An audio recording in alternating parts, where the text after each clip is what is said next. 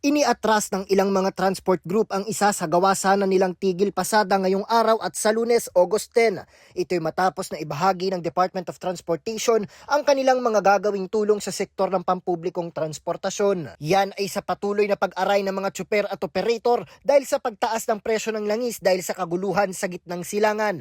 Alinsunod na rin ito sa direktiba ni Pangulong Ferdinand R. Marcos Jr. na alalayan ang sektor ng transportasyon na siyang apektado ng oil price hike. Ayon kay Transportation Secretary Giovanni Lopez, kailangan makahanap ng dagdag tulong ang ahensya para sa naturang sektor nang hindi naaapektuhan ang mga pasahero. Pero kailangan ng DOTR maghanap pa ng ibang inisyatibo, at least makadagdag tulong po sa ating transport sector.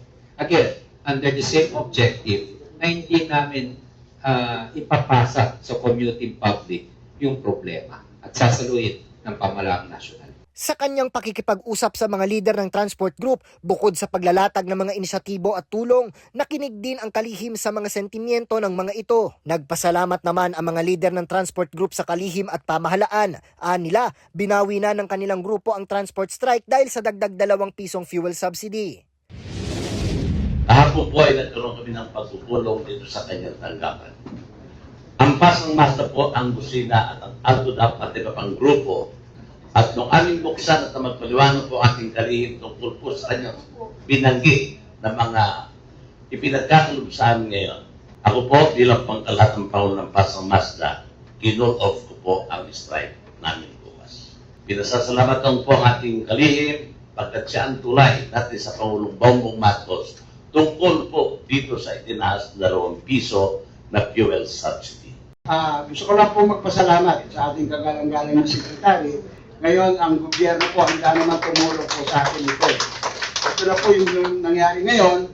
Malaking tulong na po ito sa halay po ng transportasyon. Kaya po, sa halay po ng ALTODAP, lahat po ng may kasama kong leader dito, wala po tayo po sa Lunes, mamamasada po tayo para po itutulong natin sa ating mga mananakay. Maraming salamat po.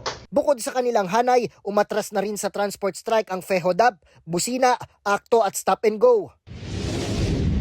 Sa aming grupo po, wala po kami na itutuloy na pagtigil sa pasada. Bagamat ang ating gobyerno ay tinutugunan na lahat ng ating problema, hindi naman po nagpapabaya sa ngalan po ng ating sekretary, Bani Lopez at saka kay LT Public Chairman, Vigor Mendoza, at patuloy naman po ang pagtulong nila sa aming hanay. Kaya po sa grupo ng PEDDAP, wala pong pagtigil ng pasada.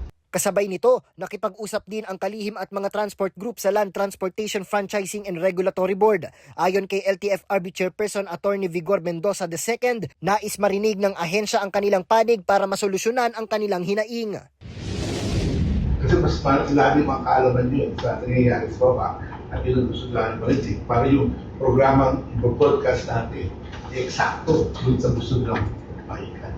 At responsive tayo dun sa problema ng mga grupo. Samantala, inanunsyo rin ni Transport Secretary Lopez na suspendido pa rin ang piso at 2 pisong dagdag pamasahe sa mga PUVs. Mananatiling suspended po ngayon yung fare hike na piso at 2 piso. Para sa totoong balita sa Bagong Pilipinas, Jap Regala, 13 sa tanghali ng Congress TV.